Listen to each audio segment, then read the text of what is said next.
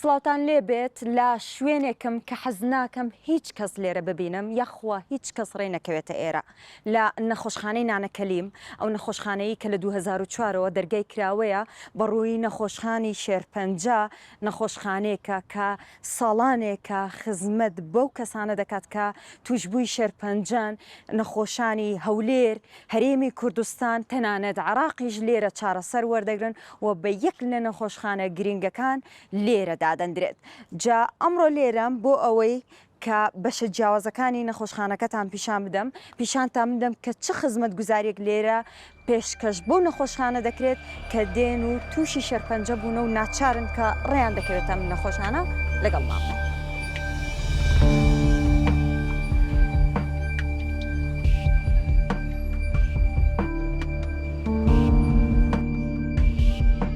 باگشتی نەخۆشخانەکە لە دوو بەشی سەرەکی پێک دێت کە ئەویش نەخۆشەکانی خوێن و شێرپەنجەی خوێنە و بەشێکی دیکە شێرپەنجەی گرێیەکانە واتە جگە لە شێرپەنجەی خوێن دەچێتە قالبی شێرپەنجەی گرێیەکانە. ئێرە ئەو شوێنەی کامنی لێم ئەمە یەکەم هەنگاوە یاخود بڵێن دەستپێکی نەخۆشێک کە دێتە نێو نەخۆشخانەی نانەکەلی کە نەخۆشێکی تازەیە دەبێت لەم شوێنەوە دەست پێ بکات ئێرە شوێنی تۆمارکردن و کرانەوەی فایلە بۆ نەخۆش گەر و خاتونە سڵاو لێبێ ئەزەنەبێ ئەوە نمونەیەکە پیشانتان بدەم شتێکی کاجێی دڵخۆشیە لەم نەخۆشخانەیەدا هەیەویش ئەوەیە کە نەخۆشخانەکە بە تەواوی کراوەتە ئەلکترۆنی لە ڕێی ئەم بارکۆدەوە ئەم نەخۆشەی کە تووشی شێرپەنجە بووە کە ئەم بارکۆدەیە هەموو زانیارەکان لەنێ ئەم بارکۆدە نەخۆشەکان یاخود نەخۆشخانەکە دەتوان بزانن کە ئەم نەخۆشە چی بۆ ئەنجام درراوە و لە چه قۆناغێکیشدایە.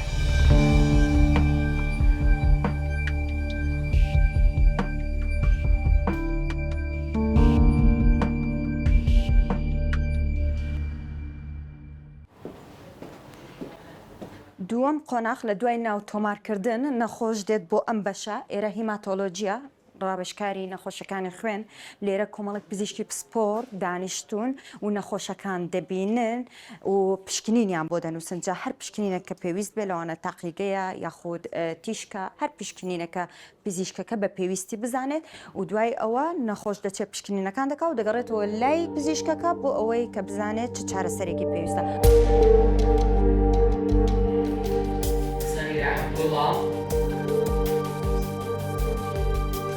والله شێرپەنجەی خوێنێ شێرپەنجەی خوێنە لە 2002 بەردەوام دەیتە نانەکەلی وانە چۆنە بەگشتی خەستخانەکە؟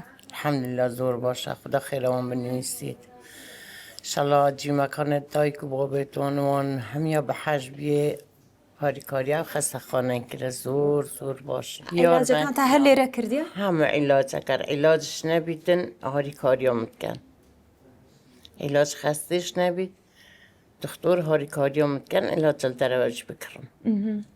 عیلاجەکان زۆرە نەوانەی کە لە دەرەوە دەیکڕن؟ ئەرێ وڵای عیلاجەکان ئێستا بنە ئێستا باشە لە خەستی ئێستا لە خەستەی دەماندنی بەس پێشترێ لێرە نەبوو لە ئێرانیا ئەو عیلازەونە گرانیش بوانی وەختی لێرە نەبوو هاتا دەچوو داهاتیەوە تقریبا ملیۆنی و سەرفیاد بوو جیازێکشیان هەبوو بە الحەمدولله جیازەکە زۆر باش بەس ئێستا نەما لاگەر داوا لە وەزیری ناوخۆ دەکەنی و جیازێکدانەوە زۆر باشە لە بەو نەخۆشە کامە جیهازی خوێن ساف کردن.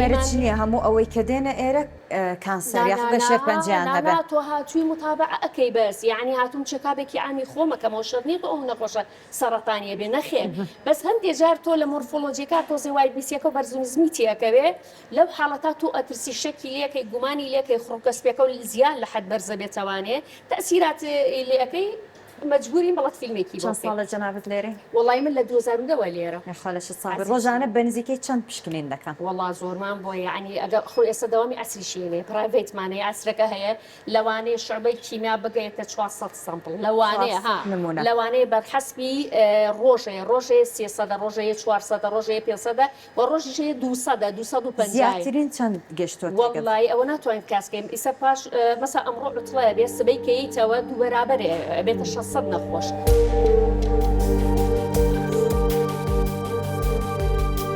لە نێو تاقیگەی نەخۆشخانەی نانەکەلی لەو ژوورەی کە لێم ئێرە ژووری دەستنیشانکردنی خانەی شێرپەنجەییە بە هۆی خوێنەوە یەک لە هەرە هەستیارترین شوێنەکانە لێرەوە ئەنجام دەردەچێت کە نەخۆش چ جۆرە شێرپەنجەیەکی هەیە و چارەسەری کیمیایی کەی و چۆن وەربگرێت لێرە جەبە باسی شتێکی سەرنجڕاکەشتان لێرە بۆ بکەم ئەو موادانەی کە لە نێو ئەم تاقیگەی ئەم ژوورەدا هەیە ئەگەر هەر هەمووی باز بکەین و دابین بکرێت بۆ ئەم ژوورە بە نزیکەی 100 ملیۆن دیناری تێدەچێت کەمە لەسەر بودجێ حکوومەت و دواتر وەزارەتی تەندروستیەوە دابین دەکرێت و دواتر سندوقی شێرپەنجە پاڵپشتی ئێرە دەکات اینجا خێرخوازانیش ینی بە هەموو ئەمانە بۆ ئەوەیە کە مواد لەم ژوورە یاخود بڵێ لەم تاقیگەکە لەم بەشەدان نەبڕێ چونکە ئەگەر نەخۆشێک ناچار بێت لێرە بۆ نمونە ئەم بەشە نەبێت بچێت لە دەرەوە وەکو پێشتر کاتی خۆی کەوا بوو چێت لە دەرەوە لە شوێنی تایبەت ئەم پشکنینەی بکردایە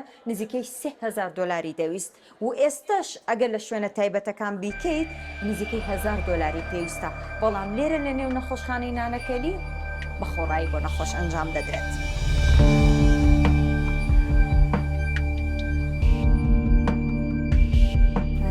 ئیشەڵڵا خۆشفاددا یا ڕەبی چەندە هاچوێ نەخۆشخانە دەکەی؟